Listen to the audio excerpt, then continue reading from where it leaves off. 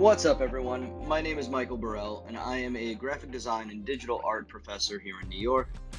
These videos are made in response to a bunch of my students who expressed some interest in getting a bit more comfortable and familiar with the Adobe CC programs, specifically Photoshop, Illustrator, InDesign.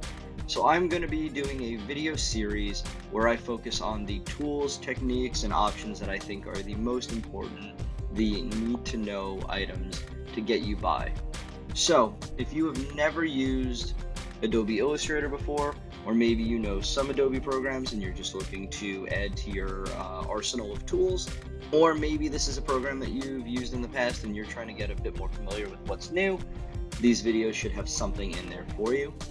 This video in particular is just an overall introduction to Adobe Illustrator, specifically CC 2019. So if that sounds like something you're interested in, let's get started.